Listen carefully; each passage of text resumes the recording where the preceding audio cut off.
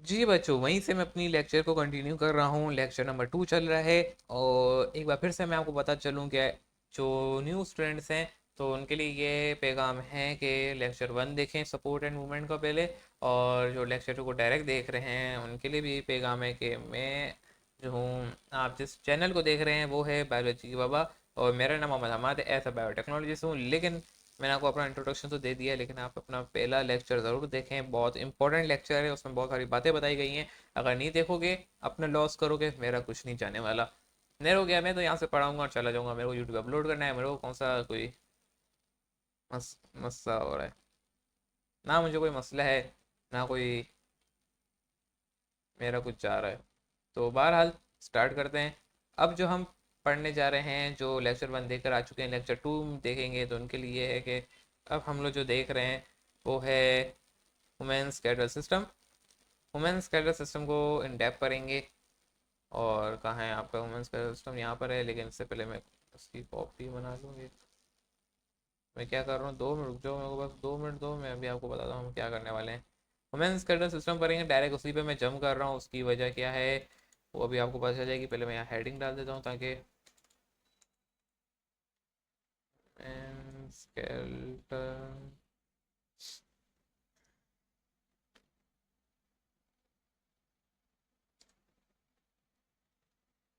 System सही है। मैं आपको बता चुका हूँ क्या हम करने जा रहे हैं इसके अंदर, और आपको मालूम होना चाहिए। वुमेन्स कैडर सिस्टम पढ़ेंगे। ये पिक्चर तो आपको दिख गई होगी, लेकिन मैं अभी आपको ये वुमेन्स कैडर सिस्टम की ये पिक्चर को फिल वक्त यहाँ साइड पर रख रहा हूँ, या मैं इसको छोटा करके फिल वक्त साइड पर रख रहा हूँ। और ये क्यों साइड पर रखी है अभी पता चल जाएगा आपको। वुमेन्स कैडर सिस्टम के अंदर अगर हम जो अभी पढ़ने जा रहे हैं उसके ऊपर जो हमें पूरी डिटेल वीडियो जो मेरे को बनानी है वो इस हिसाब से बनानी है कि मेरे को उस पिक्चर को साइड पर रखना पड़ रहा है। अगर आप पिक्चर को देखे चलोगे तो फिर वही बात हो गई कि मज़ा नहीं आएगा पढ़ने में। तो जिस तरीके से अभी हम पढ़ेंगे उसी तरीके से आपको चलना होगा। अच्छा, सबसे पहली बात हम क्या करेंगे यहाँ पे अभी, क्या ये जो वुमेन्स कैडर सिस्टम है आपके अंदर, इसके पास कितने हड्डियाँ मौजूद हैं? टोटल 206 हड्डियाँ हैं।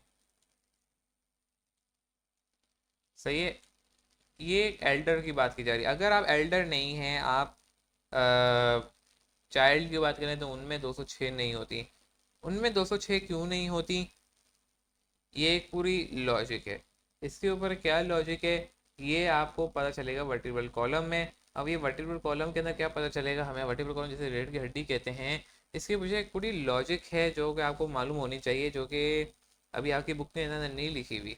अब वो कैसे होती है वो हम पूरी, जब हम स्केलेटल सिस्टम के अंदर वन बाय वन हम उसको इन डेप्थ पढ़ेंगे। वही बात है कि एम कैट के अंदर जब आप बैठोगे तो आपको पता चलेगा, एम कैट के अंदर जब ये चैप्टर आपको मैं पढ़ा रहा हूँ आपको मालूम हो जाएगा कि इसके अंदर क्या लॉजिक्स हैं, क्यों ऐसा होता है। क्योंकि आपकी जो लंबर जो आपकी वाटर कॉलम है उसके अंदर मैं थोड़ी आपको ऊपर ऊपर से बातें बता देता हूँ। जो आपकी लंबर वाली होती है वर्टिब्रल कॉलम, लंबर जो सबसे ऊपर होती है, लंबर 1 लंबर 2, फिर इसके बाद कॉकस आता है, कॉकस सबसे नीचे होता है, और कॉन्वेक्स होता है, वो सारी नीचे वाली होती हैं। ये फ्यूज हो जाती हैं। लंबर 1 लंबर 2 तक कोई फ्यूज नहीं हो रही होती, लंबर 1 वो सही होती है। थोरिक कैविटी वाली जो थोरिक थोरिक की तरफ जाती है तो उसको थोरिक नाम दे देते हैं, वो भी बिल्कुल सही होती है। और फिर जो नीचे वाली जो होती है ना कोकस और कोकेफ, ये फ्यूज हो जाती हैं। अब ये फ्यूज हो जाती हैं मतलब पहले होती हैं ज़्यादा, फिर इसके बाद हो जाती हैं फ्यूज। तो फ्यूज के बाद जो है 206 हो जाती हैं। तो यानी अगर आप चाइल्ड हैं तो चाइल्ड के अंदर जो है ज़्यादा हड्डियाँ पाई जाती हैं। किस हिसाब से पाई जाती हैं, वो ज़्यादा होती हैं। कितनी होती हैं वो, तकरीबन जो हैं 300 के तकरीबन होती हैं। वो किस तरीके से होती हैं, जाहिर सी बात है आप उसको वहाँ पे पढ़ेंगे तो आपको मालूम हो जाएगा। मैंने जो थोड़ा सा इंट्रोडक्टरी था वो दे दिया है। हाँ, अगर किसी को अभी से इंटरेस्ट है देखने को, वो यूट्यूब पे देख ले, यूट्यूब पे मौजूद है, गूगल कर ले, गूगल पे भी आपको बातें पता चल जाएंगी। बहरहाल मेरे को जो पढ़ाना है मैं वही पढ़ाऊँगा अभी फिलवक्त, ज़्यादा नहीं लंबी करूँगा ताकि फिर बच्चे बोलेंगे कि क्या आप पढ़ा रहे हैं, डायरेक्ट ऊपर ऊपर से जा रहा है। ऊपर ऊपर से हम नहीं ले जाएंगे, 12th के साथ ही पढ़ाएंगे, कोई बच्चों की मसले की बात नहीं है। एम कैट के अंदर क्या सारी आप बातें पढ़ोगे। वैसे तो असूलन ने आपको अभी से पढ़ लेना चाहिए, लेकिन क्या करें, बोर्ड के हिसाब से हमें चलना है, जो लिखा हुआ है वही। लेकिन अगर एक सीक्वेंस वाइज चलें तो ये अभी भी पढ़ा जा सकता है, कोई इतनी लंबी चौड़ी दास्तान नहीं है। अभी भी ये बातें करी जा सकती हैं, लेकिन बोर्ड ने ऐसा नहीं बनाया आपकी बुक को, तो हम कुछ नहीं कह सकते। अच्छा, आपकी जो ह्यूमन स्केलेटल सिस्टम है इसको 2 हिस्सों में डिवाइड किया हुआ है। सही है, इतनी बातें तो आपको मालूम होनी चाहिए। और ये पढ़ना ज़रूरी भी है। किस तरीके से भाई, देखते हैं अभी। एक होता है आपके पास एक्सियल। अभी एक्सियल क्या है? अगर किसी की इंग्लिश बहुत अच्छी है तो वो समझ जाएगा, जिसकी इंग्लिश अच्छी नहीं है वो नहीं समझेगा, लेकिन अगर उसको पढ़ाया जाएगा तो वो फिर समझ जाएगा, उसको फिर मसला नहीं होगा। और एक होता है अपेंडिकुलर। अगर किसी की इंग्लिश बहुत अच्छी है, अगर वो अल्फाज समझ गया है, तो कमेंट में ज़रूर बता सकता है। कमेंट खुला पड़ा है आप लोगों के लिए, शर्माने की बात नहीं है।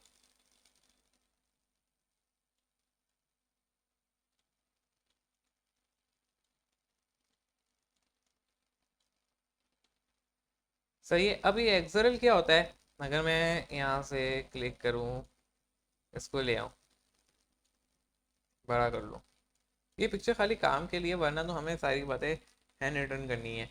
ये जो बीच का हिस्सा आ रहा है आपके पास, ये पूरा जो ये यहाँ से स्टार्ट हो रहा है, यहाँ से लेके यहाँ तक, ये जो बिल्कुल इसी तरीके से सीधी लाइन चल रही है ना, ये होता है आपके पास।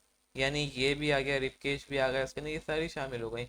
और ये जो होती है ना, ये रिपकेज के साथ ये होती है एक्सरल, यानी बीच का हिस्सा। जो बीच का हिस्सा होता है उसे हम एक्सरल कहते हैं। अपेंडिकुलर किसे कहते हैं? जो साइड का हिस्सा होता है, यानी ये यहाँ से जो अब जो शुरू हो रहा है ये वाला हिस्सा, ये पूरा। सही है। अच्छा, मैंने आपको एक बात बताई थी। चलो ये बात हम करेंगे जब हम जॉइंट्स पढ़ेंगे। जॉइंट्स जब हम पढ़ रहे होंगे तो उसके अंदर एक बात मैंने आपको बताई थी, या तो यहाँ पे भी डिस्कस कर लेते हैं। जॉइंट में मेरे को पता नहीं याद रहे या ना रहे। मैंने आपसे एक बात बताई थी, मैं देख लेता हूँ कहीं मेरी लेक्चर, जो मैंने पूरा मेरा लेक्चर बना होता है कि मैं क्या क्या बातें करनी, कहीं इसमें ये वाली बात लिखी हुई है? नहीं लिखी हुई, यानी मैं ये देख लेता हूँ। सही है, नहीं लिखी हुई, यहीं पे हम कर लेते हैं। लेक्चर में मैंने अभी तक उसको एडिट नहीं किया है, तो ये ना मैं उस वक्त भूल ना जाऊँ। हम एक लेक्चर पढ़ रहे थे जिसके अंदर हमने ये पढ़ा था कि हम पढ़ रहे थे, क्या पढ़ रहे थे, हार्मोनल सिस्टम पढ़ रहे थे। रिप्रोडक्टिव सिस्टम के अंदर हमने थोड़ी बातें की थी। वो बच्चे जो हमारा ऑनलाइन लेक्चर लेते हैं उनको मालूम होगा, हमने एक बात की थी और उन बच्चों के लिए मैंने अभी तक वुमेन्स स्कल्टल सिस्टम का लेक्चर ही नहीं बनाया था। वो अभी यहीं से देख रहे होंगे मेरे को, डायरेक्ट यहीं पे देख रहे होंगे। उनके ऊपर कोई ऑनलाइन जो पेड बच्चे हैं उनको भी मैंने अभी तक स्कल्टल सिस्टम नहीं पढ़ाया, वो यहीं पे यूट्यूब पे आके देखेंगे। अच्छा, अब मैंने उनको एक बात बताई थी कि वो रिप्रोडक्टिव सिस्टम जब पढ़ रहे थे कि आपकी बॉडी के अंदर एक दो हार्मोन रिलीज होता है, एक प्रोस्टाग्लैंडिन रिलीज होता है, और क्या होता है, ऑक्सीटोसिन रिलीज होता है। और आपने जो ये बातें पढ़ी थी, प्रोस्टाग्लैंडिन क्या है? पेन किलर है, कि वो पेन को रिड्यूस करता है। और ऑक्सीटोसिन के बारे में मैंने पढ़ा था कि जब वो रिलीज होता है, वो कब रिलीज होता है? At the time of labour. Labour के टाइम रिलीज होता है। और लेबर के टाइम क्यों रिलीज हो रहा होता है? क्या ना, लेबर डिलीवरी का टाइम हो जाता है, तो उसमें क्या होता है कि ना, प्रोस्टाग्लैंडिन भी रिलीज हो रहा था साथ साथ। उसकी क्या वजह है? वो नेचुरल हैं दोनों हार्मोन, प्रोस्टाग्लैंडिन और ऑक्सीटोसिन। प्रोस्टाग्लैंडिन क्या है? स्टेरॉइड हार्मोन है, आपको ये मालूम होगा। तो स्टेरॉइड के अंदर पेन किलर होता है, पेन को रिड्यूस कर रहा होता है। और ऑक्सीटोसिन मजीद रिलीज हो रहा होता है, क्या ना, जब लेबर का टाइम होता है, वो बोलता है पॉजिटिव फीडबैक है, और प्रोस्टाग्लैंडिन भी मजीद रिलीज होना शुरू हो जाता है। और जिनको प्रोस्टाग्लैंडिन रिलीज नहीं होता उनको हम पे प्रोस्टाग्लैंडिन दे रहे होते थे। ये हम सारी रिप्रोडक्ट सिस्टम के अंदर बात कर चुके थे। अब क्या होता है, ये वाली हड्डी, अगर मैं मार्कर चेंज करूँ, ये वाली जो हड्डी है, at the time of labour ये वाली खुल रही होती है। सही है। जब ये यहाँ पे एक जॉइंट होता है, जब ये जॉइंट खुलता है ना, तो शदीद दर्द होता है, और इसे हम कहते हैं सैनविल जॉइंट के अंदर शामिल कर लो। और साथों साथ जो है, इसे आप कार्टिलेज जॉइंट के अंदर शामिल कर लो। देखो, जब कोई दो हड्डी अलग होगी तो शदीद दर्द होगा। कोई भी हड्डी हो, जब भी कोई हड्डी टूटती है, आपको मालूम होगा कि शदीद दर्द होगा। जिसकी हड्डी टूटी हो, जिसको फ्रैक्चर हुआ हो, तो उसको, उससे आप पूछो तो उसको शदीद दर्द हो रहा होगा एट द टाइम हो, जब तक वो हड्डी, जब अपनी जगह से हिली भी हो, अपनी जगह से अलग हुई भी हो। तो सिमिलरली जब लेबर का टाइम होता है, तो पेशेंट को, यानी जो लेबर कर रहा होता है, उसको शदीद दर्द हो रहा होता है। ये वह क्यों हो रहा होता है, क्यों उसको पेन हो रहा होता है, क्यों वो चिल्ला रहा होता है? उसकी यही वजह है कि ये जो है ना, ये हड्डी अलग हो रही होती है। जब ये हड्डी ओपन हो रही होती है, ये हड्डी जॉइंट से हट रही होती है, जॉइंट टूट रहा होता है यहाँ से, क्योंकि लेबर होना होता है, तो ये चाइल्ड की बर्थ हो रही होती है। तो ये ऑक्सीटोसिन मजीद रिलीज होता है, और हड्डी खुलती है। जितना ऑक्सीटोसिन रिलीज होगा, जब तक बच्चे की लेबर नहीं हो जाती, बर्थ नहीं हो जाती, जब तक वो रिलीज होता रहेगा ऑक्सीटोसिन, आपको मालूम है। जब वो खुलता रहेगा, तो साथ में प्रोस्टाग्लैंडिन भी रिलीज होना शुरू हो जाता है। प्रोस्टाग्लैंडिन क्या करता है? उस पेन को कम कर देता है। सही है। अब आपने ये सुना होगा कि ना, अक्सर जो है at the time of birth, या जब लेबर हो रही होती है, उस वक्त जो है मदर की डेथ हो जाती है। उसकी क्या वजह है? वो शायद इस दर्द को बर्दाश्त नहीं कर पाती। अब उस दर्द को बर्दाश्त क्यों नहीं कर पाती? उसकी मेन रीज़न ये प्रोस्टाग्लैंडिन। प्रोस्टाग्लैंडिन का जो है या तो हम लेवल चेक नहीं कर रहे होते, डॉक्टर इसका लेवल चेक नहीं करते, जिसकी वजह से जो है एंड टाइम पे लेवल को चेक कर रहे होते हैं कि भाई प्रोस्टाग्लैंडिन सही रिलीज हो रहा है नहीं हो रहा, क्योंकि पेन को रिड्यूस भी करना होता है सादा। जाहिर सी बात जब हड्डी दो अलग हो रही होगी, जाहिर दो हड्डी का अलग होना बहुत ही पेन का काम है, वो भी ज़्यादा से ज़्यादा अलग हो रही है। और वक्फन में वक्फन एक साथ तो नहीं, एक साथ हड्डी अलग हो रही नहीं भाई, आहिस्ता आहिस्ता अलग हो रही होती है। तो उससे क्या होता है, प्रोस्टाग्लैंडिन को हमें लेवल को चेक करना चाहिए, पहले से चेक करके रखना चाहिए प्रोस्टाग्लैंडिन रिलीज होगा नहीं होगा। अब डॉक्टर अक्सर क्या करते हैं, एंड द टाइम ऑफ देख रहे होते हैं, या तो सी सेक्शन की तरफ चले जाएंगे, या सी सेक्शन की तरफ नहीं जाएंगे तो क्या एंड टाइम पे देखेंगे प्रोस्टाग्लैंडिन का लेवल। उसका क्या होता है, मदर की डेथ हो जाती है, क्यों, वो अक्सर बर्दाश्त नहीं कर पाती। अब अच्छे डॉक्टर की पहचान ये कि वो पहले से ये सारी चीज़ें तैयारी रखता है, ब्लड की हर तरह की चीज़ों की। हम रिप्रोडक्टिव सिस्टम के अंदर पढ़ चुके हैं, जब हार्मोनल सिस्टम पढ़ रहे थे उस वक्त भी हमने पढ़ा था।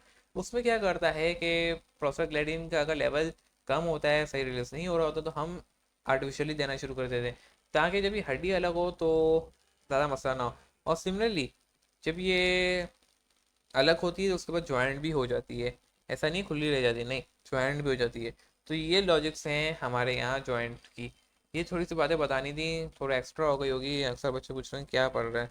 तो ये प्रोडक्ट सिस्टम मैंने जो है अभी तक अपलोड नहीं किया है, तो जाहिर सी बात है जो हमारा पेड कोर्स है उनको मालूम होगा। ऐसा नहीं है, पेड कोर्स हम ज़्यादा तरजीह दे रहे होते हैं, सिस्टमेटिकली हमें चलना होता है, सारी जगह देख रहे होते हैं हम। तो सारी सी बातें हम यहाँ पे यूट्यूब पे पहले बात इंपॉर्टेंट इंपॉर्टेंट नहीं करेंगे, लेकिन अब इंपॉर्टेंट का ज़माना गया, सब कुछ फ्री कर दिया गया है, जो पेड था वो भी अब फ्री में हो रहा है यहाँ पे। बहरहाल ये कहानी कहाँ से कहाँ चली गई, वापसी आ जाओ। तो मैंने आपको क्या बता रहा था, एक्सरल ये होता है और अपेंडिकुलर ये होता है। अब हमें एक्सरल और अपेंडिकुलर को डिटेल में देखना है। इसको मैं डिलीट कर देता हूँ यहाँ से। चलो बच्चों, जाओ यहाँ से, तुम लोगों का काम खत्म, इतना ही था। वापसी इधर आ जाओ तुम, अच्छे लग रहे थे। इसको मैं उड़ा देता हूँ। अब हमें देखना है एक्सरेल के अंदर क्या क्या आता है। एक्सरेल की जो टोटल हड्डियां होती हैं 8 होती हैं, वो होती हैं 80।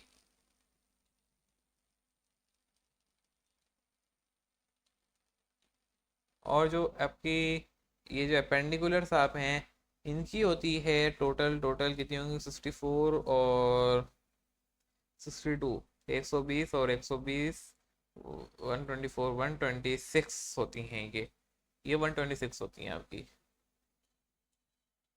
सही है, 126 होती हैं। सबसे पहले हम एक्सरेल को देख लेते हैं। एक्सरेल के अंदर जो आपके पास आ जाती हैं वो मैंने बोला 80 होती हैं। अब कैसे 80 होती हैं, हमें इनको इन डेप्थ देखना होगा। एक्सरेल के अंदर जो सबसे पहली आती है वो होती है आपके पास स्कल। स्कल के अंदर जो है टोटल होती हैं, पहले हम नाम लिख लेते हैं यहाँ स्कल के अंदर। अच्छा, स्कल को जो है दो हिस्सों में मजीद तोड़ दिया जाता है। अगर मैं यहाँ पे पहले लिख लेता हूँ साथ में, या चलो बाद में लिखेंगे कि कितनी कितनी होती हैं। ये स्कल को दो हिस्सों में तोड़ा जाता है आपकी बॉडी, आपकी बुक के मुताबिक। एक होता है फेशियल और होता है स्केरियम। फेशियल यानी फेस वाला हिस्सा, स्केरियम यानी खोपड़ी। खोपड़ी को हम स्केरियम कहेंगे। पढ़ के आ चुके हैं ब्रेन के अंदर, हम स्केरियम पढ़ चुके हैं अच्छे से। और यहाँ पर मैं नहीं पढ़ाऊँगा वापसी, हमारी जब पढ़ी हुई चीज़ है लेक्चर को वहाँ वाली जाके देखो।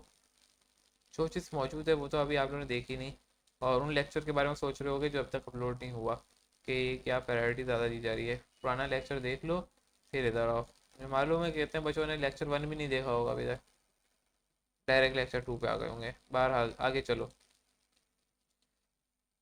इसके बाद आती है आपके पास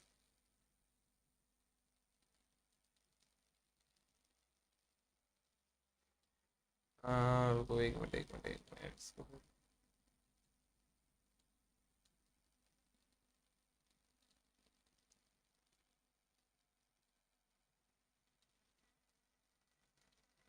वो होती है रिपकेज। रिपकेज के बारे में आपको मालूम होगा क्या होती है, नहीं बताऊंगा वापसी, मालूम होना चाहिए आपको। लंग्स के अंदर डिटेल में पढ़ा हुआ है लेक्चर।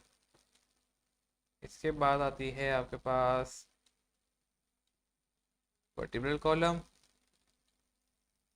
वर्टिब्रल कॉलम हम पढ़ेंगे डिटेल में आगे लेक्चर्स में।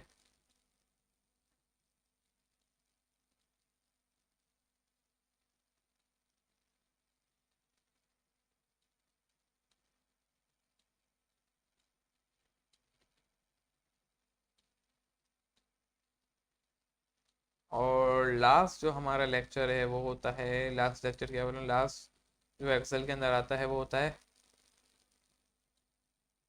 स्पेरम। स्पेरम के बारे में आपको मालूम होगा क्या होता है, खट्टी होती है, कहाँ होती है, कमेंट में हम लोग कुछ बता दो जल्दी से। अब जो 80 हड्डियां बन रही है ना, इनको हम कर लेते हैं कंप्लीट, कैसे होती हैं। आओ देखो, सबसे पहले आ गई आपके पास स्कल। स्कल के अंदर होती हैं 22, कितनी होती है 22, जिसके अंदर स्कैनियम की अगर बात की जाए तो स्कैनियम के अंदर होती हैं टोटल, अगर देखा जाए तो स्कैनियम जो आपका है वो होती है 8। 8 यहाँ आ गई, सही है। जो आपका फेस होता है यानी फेशियल जिसे हम कहते हैं, मैंने यहाँ फेस ही लिख दिया है, वो होती हैं 14। रिप केज की बात की जाए तो आपको मालूम होगा टोटल होती हैं 12 12, 24 का पेयर, जब 12 का पेयर होता है 24 हो गई, राइट और लेफ्ट कंप्लीट करके कितनी हो गई, 24 हो गई। वर्टिब्रल कॉलम 33 होती है, ये हम डिटेल में देखेंगे, अभी हमें आगे पढ़ना है इसके बारे में। और कैसे होती है 33 हम देख लेंगे इसे आगे जाके। स्टेंडम एक होता है, कहाँ पाया जाता है आपको मालूम होना चाहिए, हार्ट के दरमियान। ये हो गई एक्सेल। अब आप कंक्लूड कर लें इनको, कैलकुलेट करके 80 बनेंगी। अपेंडिकुलर के पास आ जाओ। अपेंडिकुलर मैंने आपको बताया, देखो एक गियर, एक ये वाला हिस्सा आ रहा है, एक ये वाला हिस्सा आ रहा है, तो उसका मतलब क्या हुआ, राइट और लेफ्ट हम गिनेंगे। राइट और लेफ्ट के अंदर नहीं, सॉरी, रुको रुको रुको, मैंने आपको राइट और लेफ्ट के हिसाब से बता दिया है। हम राइट और लेफ्ट के हिसाब से यहाँ पे अभी नहीं पढ़ते, एक काम करते हैं, मैं इसको मिटा दूँ पहले तो, हम इसको यहाँ देख लेते हैं इस तरीके से। देखो, ये हो गया आपके पास ऊपर वाला अपर आर्म, ये हो गया लोअर वाला हिस्सा। हम ऊपर और लोअर के हिसाब से पढ़ेंगे, यानी यहाँ से लेके ये पूरा हाथ को हम पढ़ेंगे, जिसके अंदर स्कैपुला, स्कल, ये सब हम पढ़ेंगे। और ये जो नीचे वाला हिस्सा है, ये जो जैसे आप लेग वाला हिस्सा कहते हो, पाँव वाला हिस्सा, हम इसको भी डिटेल में पढ़ेंगे। तो हम इसको यूँ डिवाइड कर लेते हैं, राइट और लेफ्ट के साथ हम नहीं चलते, वरना कन्फ्यूजन आपको ज़्यादा हो जाएगी। सही है।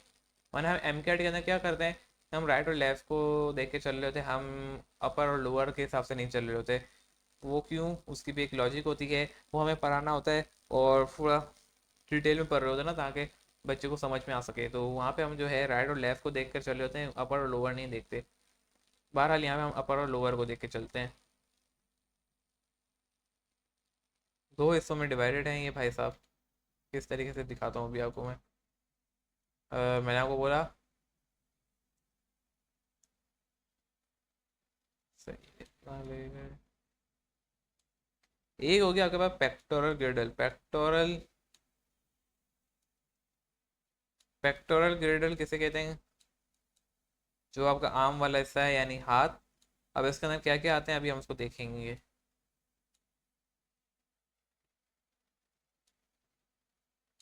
या कोई मैंने स्पेलिंग बड़ी लिख ली है, कोई छोटी लिख ली है, ये भी गलत बात है। अभी हम उसको छोटा कर देते हैं। पेक्टोरल गिर्डल आ गए।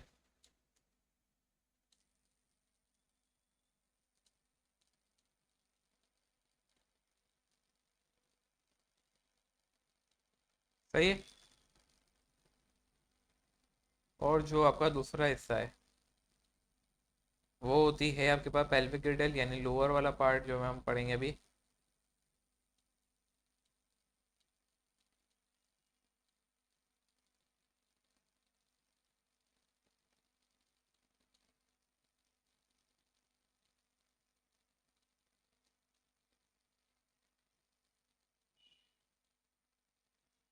जो आपका पेक्टोरल गिर्डल होती है इसके अंदर होती है 64। सही है। राइट और लेफ्ट गिन के हम 64 कहते हैं, दोनों को जब मिलाते हैं राइट और लेफ्ट को तो 64 बनती है। और यहाँ पे जो आपकी बनती है 62।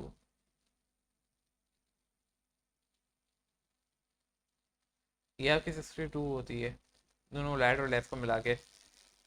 हम यहाँ पे भी अपर और लोअर को डिवाइड किया हुआ है। फिर जब अपर लोअर के अंदर करते हैं, अपर के अंदर टोटल 64 होती हैं, तो उनको राइट और लेफ्ट को करके पेल्विक यानी लोअर और 62 होती हैं ये।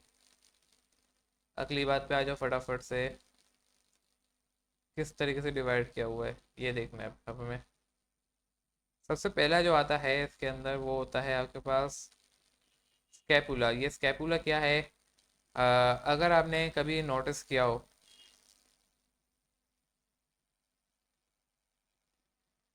पहले मैं लिख लूँ फिर आपको बताता हूँ। कभी आपने महसूस किया हो अपनी पीठ के पीछे हाथ रखो शोल्डर की तरफ, और आपको एक लंबी मोटी सी हड्डी महसूस होगी, ये होता है स्कैपुला। स्कैपुला और कैविकल, इसके बाद जो आती है वो होती है कैविकल। अच्छा, स्कैपुला टोटल कितनी होंगी? एक होगी, एक जगह एक होगी। सही है, ये एक होती है, मैं लिख देता हूँ ये भी साथ में ताकि कंफ्यूजन नहीं रहे कोई बात की। एक, सही है।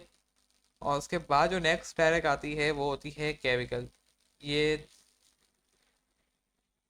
कैविकल भी आ गई। कैविकल ये लंबी सी हड्डी होती है ये आप, और कैविकल के बारे में बताया जाता है यहाँ पे जो है कोई कैविटी मौजूद नहीं होती है। वो कौन सी कैविटी, वो हम डिस्कस करेंगे जब हम बोन के स्ट्रक्चर को पढ़ रहे होंगे और उसकी कंपोजिशन पढ़ेंगे तो बताऊंगा कौन सी कैविटी के ऊपर डिस्कस हो रहा है। सही है। अब मैं आपको डायग्राम बड़ी करके दिखाता हूँ। ये देखो, ये जो यहाँ पे नज़र आ रहा होगा यहाँ पे एरो, ये होती है आपकी कैविकल। और इसी के पीछे अगर आप महसूस करके देखो तो यहाँ पे जो है फीलिंग हो रही हुई, फीलिंग हुई भी नजर आ रही होगी, फीलिंग हुई भी है पीछे, अगर आपको नजर आ रहा हो फीलिंग हुई भी, ये होती है आपकी स्कैपुला। ये दोनों एक दूसरे से ज्वाइंट होती हैं। सही है। अब मैंने आपको बताया था जब ये दोनों ज्वाइंट होती हैं तो अगर आप यहाँ पे ऊपर बिल्कुल जहाँ का गला है यहाँ पे महसूस करो, यहाँ पे जो है ना, आप ना उंगली डाल के देखो, और आप जो है एक उंगली लो उसको प्रेस करके, ऐसा लगेगा यहाँ पे जो है खड्डा है, ऐसा लगेगा यहाँ पे खड्डा हुआ हुआ है। और ये खड्डे के बारे में हम लंग्स के अंदर डिस्कस कर चुके हैं, खड्डा हुआ हुआ है। तो अगर आप खड्डे से साथ देखोगे तो यहाँ पे ये आपकी कैविकल होगी, ये आपकी कैविकल है। और कैविकल के साथ ही जो है पीछे मैंने वाला जो मोटी सी हड्डी आपको महसूस होती है ये होती है स्कैपुला। और बीच में हो गया खड्डा। इन दो, ये दोनों ज्वाइंट होती है, इन दो ज्वाइंट की वजह से बीच में आ जाता है एक खड्डा। ये आपको आपको नज़र आ रहा होगा अगर आप इसको प्रैक्टिकली कर रहे होंगे। मैं तो स्क्रीन पे आपको नहीं दिखा सकता ये बात, तो मैं आपको बता रहा हूँ किस तरीके से होना है। तो वर्बली आपको समझ में आ गई होगी। तो यहाँ पे आपको खड्डा महसूस होगा। अगर मैं यहाँ पे चाकू घुसर दूँ, बंदे का लंग्स पंचर हो जाएगा, ऑन द स्पॉट जाएगा। तो यहाँ पे एक खड्डा होता है जहाँ से ना लंग्स के पंचर होने की बहुत अच्छी जगह होती है, ये आपको मैं बताना चाह रहा हूँ। ये होता है खड्डा। और ये खड्डे की क्या खासियत है वो बता दी। यहाँ पे लंग्स की ऊपर आने की जगह कैपेसिटी दी जाती है जब आप इनटेक और इन आउट कर रहे होते हो, टेक आउट कर रहे होते हो। ये सारी बातें हम डिस्कस कर चुके हैं लंग्स के अंदर, ये आपको बताना था। तो ये होती है कैविकल। कैविकल मैंने आपको बता दी, जो खड्डे के साथ आपको ऐसा लग रहा होगा पतली सी हड्डी होगी, कैविकल है। इसके पीछे मैंने आपको बताया स्कैपुला है। आगे चलते हैं, पहले पिक्चर छोड़ी और फिर आगे चलते हैं। आगे क्या क्या है आपके पास? ये तो आपने पढ़ी होंगी कि ह्यूमरस होती है। और यहाँ पे देख लो एक बार अच्छे से, इसको मैं दिखा देता हूँ ताकि फिर ये वाले लेक्चर में डायरेक्ट लिख लूँ। ये देखो, ये ह्यूमरस हो गई, ये रेडियस उल्ना, फिर इसके बाद रेडियस उल्ना, फिर यहाँ पे रेडियस भी होती है।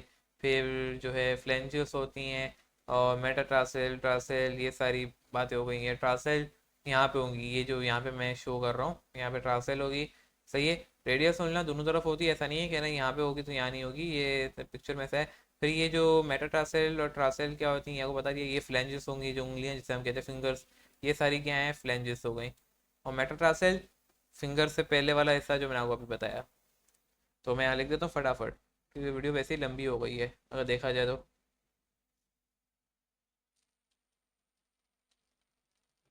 देखो, वीडियो को लाइक करो, शेयर करो, लाइक भी भले ना करो लेकिन शेयर ज़रूर कर दो, ताकि देखो इतनी मेहनत से वीडियो बनाई जा रही है तो ताकि उन तक बच्चों तक पहुँच सके जो इन लेक्चर के, मतलब उनको ये लेक्चर नहीं मिल सकते इस तरीके के अच्छे लेक्चर्स। तो बहरहाल बात बतानी थी, बाकी आपकी मर्ज़ी है, मेरा कुछ नहीं जाएगा, वही बात बोलूँगा मैं वापसी से आपको। ये आ गया आपका होमरस।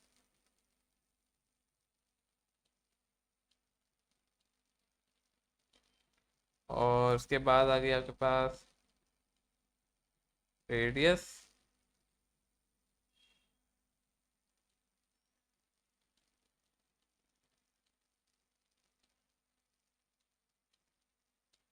और उल्ना,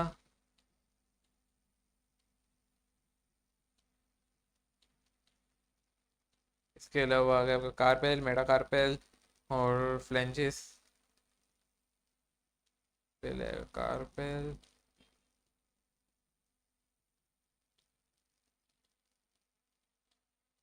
ओए होए,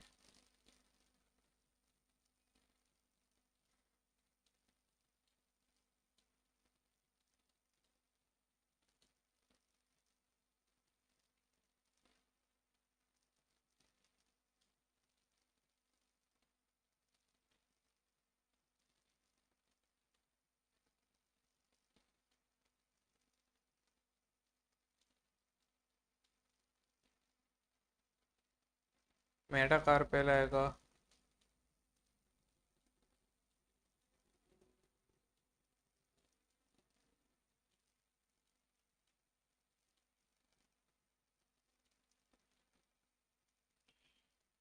लास्ट में जो है आपके पास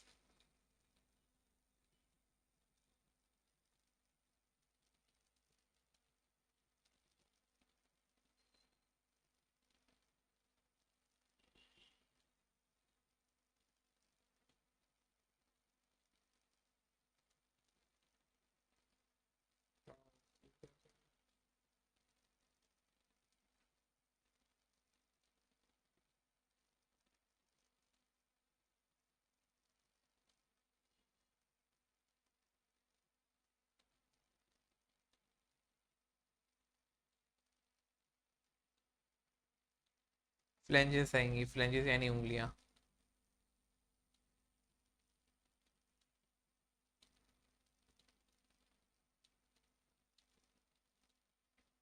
और कितनी कितनी होती हैं? उम्रस हो गई आपकी एक, रेडियस हो गई एक, उल्ना हो गई एक, कार्पेल होती हैं आपके पास आठ, फिर जो मेटा कार्पेल होती हैं वो होती हैं आपके पास पाँच, फ्लेंजेस होती हैं चौदह। किसी ने अगर फिंगर्स को 15 गिना है वो सबसे बड़ा बेवकूफ़ है। 14 होती हैं। इन सबको जब हम मल्टीप्लाई करेंगे तो आपके पास, जब इनको मल्टीप्लाई कर रहे होंगे तो आपके पास ये हो जाएंगे total, multiply by two, right और लेफ्ट, तो ये आपके पास 64 हो जाएंगे, गिन सकते हैं आप लोग। बेशक, काम पक्का। फ्लैंजेस की तरफ आते हैं, सॉरी पेल्विक गिरडल की तरफ आते हैं। पेल्विक गिरडल के अंदर सबसे पहले तो वही वाली हड्डी आ जाती है जिसके बारे में अभी मैं आपको डिस्कस कर रहा था। कौन सी हड्डी के बारे में डिस्कस कर रहा था? अगर किसी ने देखा है वो वाला पार्ट देखो। मैं इस हड्डी के बारे में डिस्कस कर रहा था। कौन सी हड्डी खुलती थी? बताओ जल्दी से। ये वाली हड्डी खुलती थी ना? तो इस हड्डी का कोई नाम भी होगा, ऐसा तो नहीं कि ना ऐसी बस हड्डी खुल गई। नहीं बच्चों, इस हड्डी का नाम भी है, पूरा प्रॉपर नाम है। ये हड्डी तीन हड्डियों से जुड़ती है जब जाके एक हड्डी बनती है। मतलब क्या हुआ? तीन हड्डियां जुड़ेंगी, एक हड्डी बनेगी। ये पूरी एक हड्डी है, लेकिन इसके अंदर तीन हड्डियां मौजूद हैं टोटल। सही है? मतलब अगर एक पूरी हड्डी का नाम लिया जाए, इस पूरी हड्डी को जो हम कहते हैं वो होती है इनोमिनेट। लेकिन इनोमिनेट के अंदर तीन पार्ट मजीद मौजूद होते हैं जब जाके ये हड्डी बनती है। बात समझ में आ गई कि क्या बताया मैंने? कि ये एक पूरी हड्डी है जो कि ओपन होती है। इसके बारे में मैंने आपको पूरा लेक्चर बताया, क्यों ओपन होती है। पूरा लेक्चर इसके ऊपर मैंने अभी इसी लेक्चर के अंदर आपको बात बताई है कि किस तरह से ओपन होती है, क्यों होती है, फिर किस तरह से क्लोज होती है, कौन सा जॉइंट खुलता है, जॉइंट के नाम मैंने आपको बताया, जॉइंट का नाम भी आपको पता चल गया। लेकिन हड्डी का नाम नहीं बताया, तो उसकी वजह थी, मैंने जब डिस्कस करेंगे उस वक्त बता दूंगा मैं आपको हड्डी का नाम। तो क्या हड्डी का नाम है? इनोमिनेट हड्डी है। वो हड्डी है इनोमिनेट जो कि ओपन होती है at the time of labour. अगर आपसे पूछे कि लेबर के दौरान कौन सी हड्डी ओपन होती है, तो आप बोलोगे इनोमिनेट हड्डी ओपन होती है। और इनोमिनेट की कंपोजिशन क्या है? उसके अंदर तीन हड्डियाँ और मौजूद होती हैं, उनका नाम क्या है वो हम नेक्स्ट लेक्चर के अंदर डिस्कस करेंगे। जब हम उसका जॉइंट भी पढ़ रहे होंगे तो वहीं पे ये वाली बात आ जाएगी, तीन हड्डियों का नाम आ जाएगा। इसलिए यहाँ पे मैं डिस्कस नहीं कर रहा अभी फिल वक्त। चलो पेल्विक के ऊपर हम स्टार्ट करते हैं। तो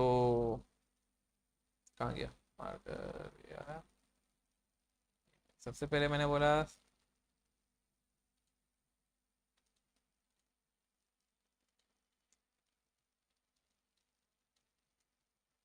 इनोमिनेट है इसके अंदर सबसे पहले, तभी मैंने इसको जो है ना पार्ट 1 और पार्ट 2 के अंदर कन्वर्ट कर दिया था, मुझे मालूम था वीडियो बहुत लंबी हो जाएगी।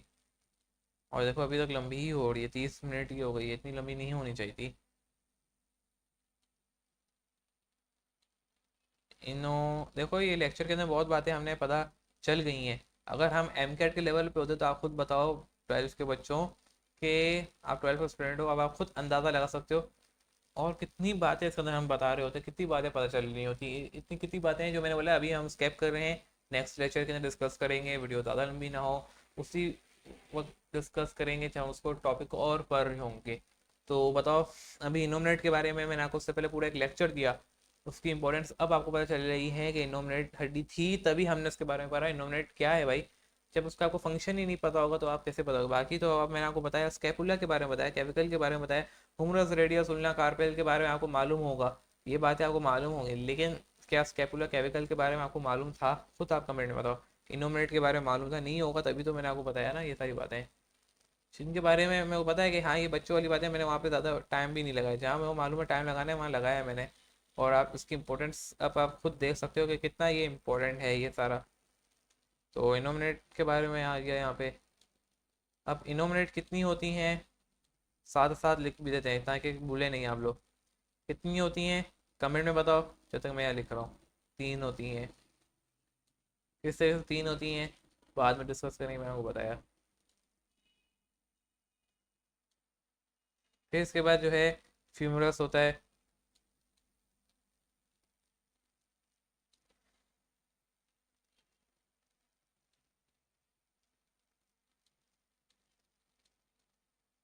इसके बाद आता होगा पैटिला।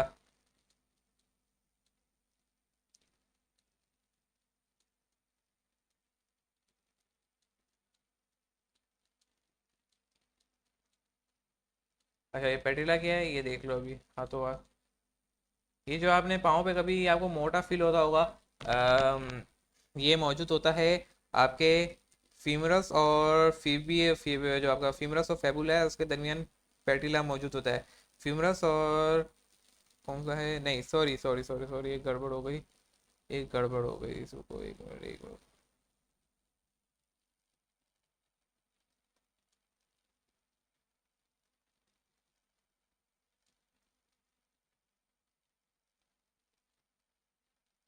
एक मिनट दिया जाए, एक मिनट दिया जाए।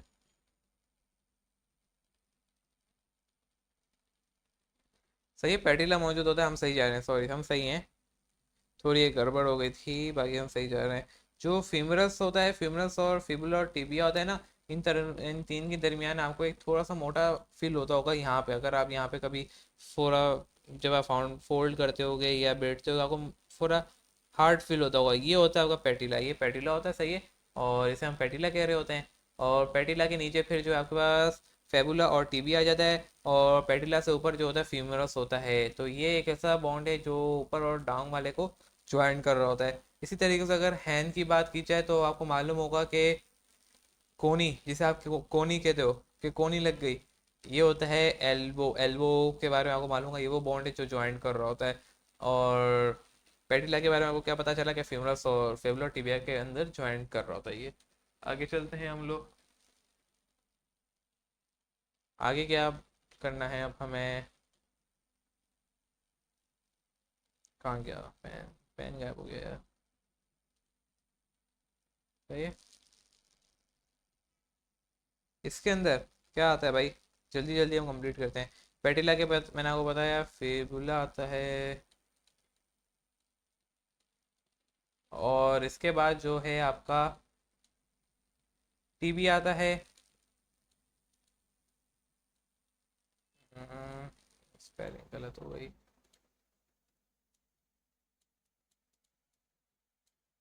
टीबिया के बाद ट्रांसेल आता है।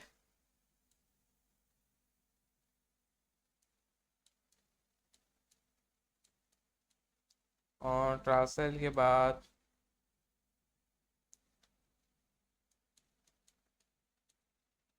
मेटाट्रांस सेल आता है।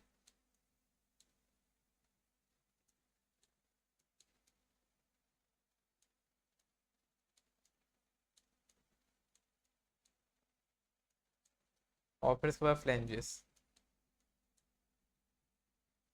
पाँव की उंगलियां। कौन कहता है पाँव की उंगलियां? जल्दी बताओ, फ्लेंजेस को भाई, फ्लेंजेस।